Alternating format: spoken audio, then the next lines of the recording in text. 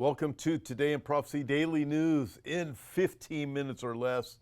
It's news with the Bible to guide us because quite frankly, with everything going on, we need the Bible to direct our steps. Well, lots of things are happening as usual. The Houthis threaten naval blockade of Haifa port. France is determined to recognize a Palestinian state, warns Israel it faces EU sanctions. And Secretary of State Rubio said Syria may be weeks away from collapse. But with that, let's get started here. So the BBC said Gazan babies will die without aid, UN humanitarian chief. What is going on with this? They're claiming 14,000 babies are going to die in Gaza within 48 hours, and then they retracted that statement because, quite frankly, they got called on the carpet for it, for their lies. And by the way, it's worth noting too, as all of these nations, these European nations are saying, hey, Israel's going to have to agree to peace. We're going to impose peace upon Israel with, they have to pull out of Gaza. There's going to be a two-state solution. All of these different things that we are hearing. And when it comes to Gaza, the UN has to be in charge of it. Listen, we already know what the UN did. They were complicit with Hamas terrorists themselves. And we've seen it over and over and over again. The UN cannot be trusted. This also from the BBC. Gaza aid yet to reach civilians, UN says, as pressure grows on Israel. All right, is that true? The BBC and the UN and many other propagandists are out to claim Israel is doing such evil things over in the area of Gaza. Well, let's work through this. Check this out. This is posted by Amjad Taha, who Muslim, by the way, Arab. And he says, I know you don't like logic. Let's get some facts. He's going to bring in facts to this so-called humanitarian aid and the people starving in Gaza. I know you don't like logic. Since October 7, 2023, Gaza has received more than 300,000 metric tons of humanitarian aid delivered through over 22,000 trucks to a population of just 2.1 million people. That translates to roughly 143 kilograms of aid per person in just a few months, assuming an average of 3,500 calories per kilogram of food, which is standard for calorie-dense emergency rations. This aid contains more than 1.05 trillion calories per day, in total, with Gaza's population requiring approximately 4.2 billion calories per day based on a 2,000 calorie daily diet per person. This aid alone could fully feed the entire population for over 250 consecutive days with 3 full meals a day and room for dessert. Put differently, if the intake increased to 4 heavy meals per day, which far exceeds any humanitarian minimum, the people of Gaza would still be covered for roughly 190 days. To compare this to European cities, the city of Paris, with its 2.1 million residents, could be fully fed for 8 months with the same amount of calories. Berlin, with 3.6 million people, could be fed for 5 months, and Rome, with 2.8 million people, could survive on this aid for 6 months. Meanwhile, countries in Africa face actual famine with a fraction of this attention and delivery. South Sudan, 6.3 million people facing urgent food insecurity, receives less than 1/4 of Gaza's per capita aid. Somalia, with over 7 million people in need, receives even less, with estimates showing less than $30 worth of aid per capita compared to Gaza's estimated $133 per person. Chad, Niger, and Burkina Faso receive figures so low they do not even reach the global minimum nutritional requirements. If we turn Gaza into a metaphorical restaurant, it is essentially receiving 400 supply trucks per day, delivering gourmet level logistics to every street, while war-torn regions in Africa are left to scavenge for leaves and sip contaminated water, completely abandoned by headlines and hashtags. And it just goes on and on. Those are the facts. So the BBC is out there saying promoting this. And although BBC admitted they lied, guess what? It was done intentionally.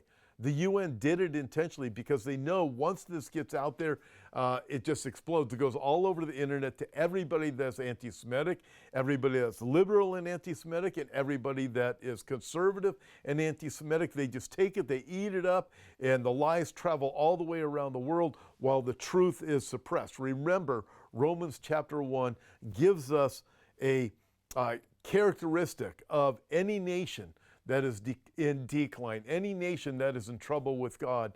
And it says this in Romans chapter 1, or any people, in this case, the world. It says this in Romans chapter 1, they suppress the truth in unrighteousness. So you bring out the unrighteous lies and you suppress the truth. You won't let the truth get out there.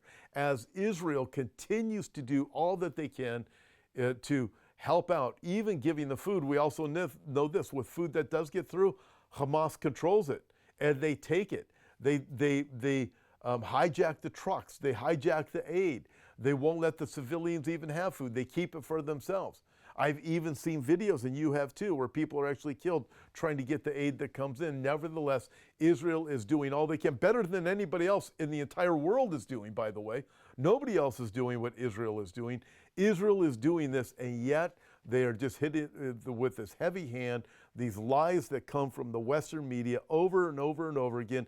And the UN is complicit in this, and yet what is really going on with the UN? The UN is anti-Israel. Listen, this reminds me of this. It's from Psalm 120. Psalm 120 is one of the Psalms of Ascent. You think of Psalm 121, for example, where the psalmist wrote, Psalm 121, behold, he who keeps Israel, he never slumbers nor sleeps. Psalm 122, also of the Psalm of Ascents, is one of the Psalms of David, where he says, pray for the peace of Jerusalem. Well, Psalm 120 is also a Psalm of Ascent. And listen to this, and let me ask you this. Does this sound like something we are hearing today? It says this, Psalm 120, beginning of verse 1, in my distress I cried to the Lord, and he heard me. Deliver my soul, O Lord, from the lying lips and from a deceitful tongue. What shall be given to you, or what shall be done to you, you false tongue? Sharp arrows of the warrior with coals of the broom tree. Woe is me that I dwell in Meshech, that I dwell among the tents of Kedar. My soul has dwelt too long with one who hates peace. Let that sink in. And then he says, verse 7, the psalmist does, Psalm 120, verse 7, I am for peace, but when I speak, they are for war. So this is the fact of what's always been going on with Israel, going on right now. I am for peace. They hate peace. My soul has dwelt too long with one who hates peace. So no matter what Israel is doing, trying to get along with their neighbors, trying to move forward, trying to protect themselves, you have the propaganda that's coming out from the West on both the left and the right that blames Israel for every single thing that we see that is taking place. Unbelievable, but the anti-Semitism just keeps increasing and increasing and increasing. By the way, I have a new book that is coming out. I started working on it back in 2013. It's regarding the nation of Israel. It's coming out at the end of June. It's regarding Israel and God's eternal plan for Israel.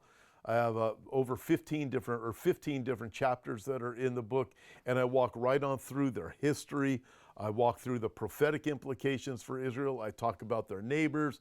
I go through all of these different dynamics. We go to the Davidic covenant, the Messianic covenant.